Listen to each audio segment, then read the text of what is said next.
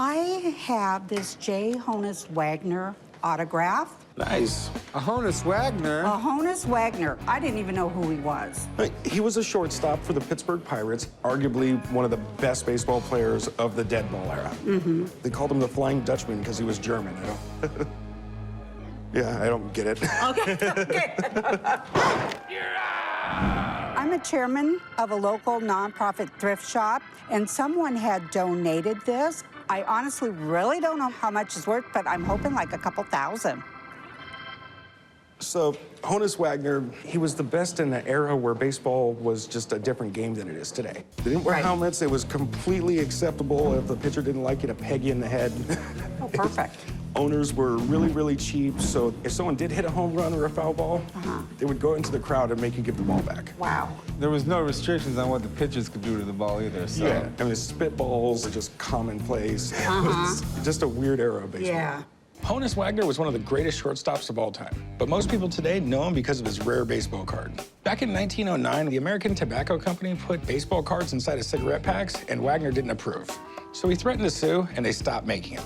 Only 57 are known to exist today, so it's kind of like the holy grail of baseball cards. Do you mind if I check it out a little bit? No, absolutely. Okay.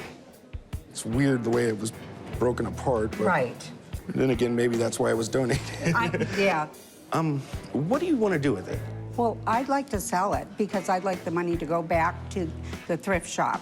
Okay. Any idea of what you're looking to get out of it? Well, I'm thinking close to $2,000. You know, honestly, I don't know. Do you mind if I bring somebody down to check out the signature, see if it's real, and let me know what it's worth? It'd be great. You want to give Steve a call? Sure.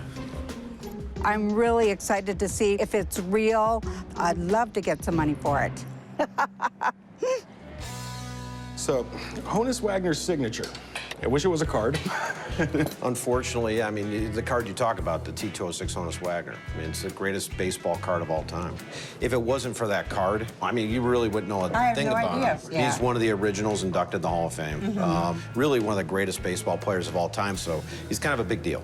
Honus Wagner, I mean, he was just able to hit the ball. I mean, the guy had 3,400 plus career hits, and he was the best fielding shortstop, or one of them of all time. So people who start autograph Hall of Fame collections or just collect autographs, they want him.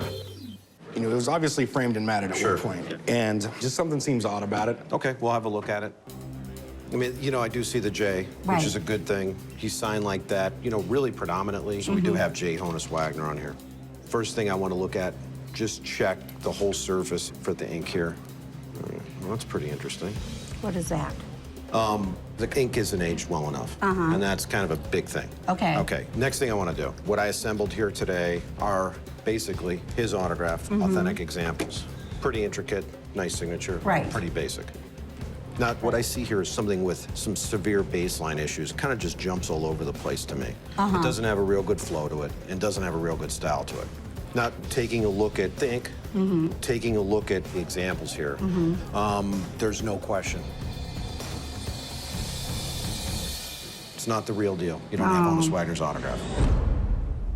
What I will tell you, what this is, you guys go to your library, and this is what a lot of people do, is they take out the blank pages out of books. Wow. Okay? This is the same case. This is a book page taken out, old book. And what they do is they sign the signature of J. Honus Wagner using bad ink. So, unfortunately, it's not the real deal. Right. Well, thanks, man. Yep, good to see you. I mean, most of the time when you see a cut signature, you have to be kind of cautious because they're the cheapest medium for the forgers to do, because you just take out something that looks old and you fake someone's name on it.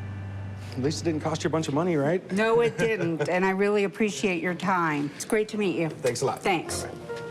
Really sad, but then again, I'm pretty happy that I didn't put any money out for it. I'll just take it home, and it'll be a reminder to be careful about all these fake autographs out there.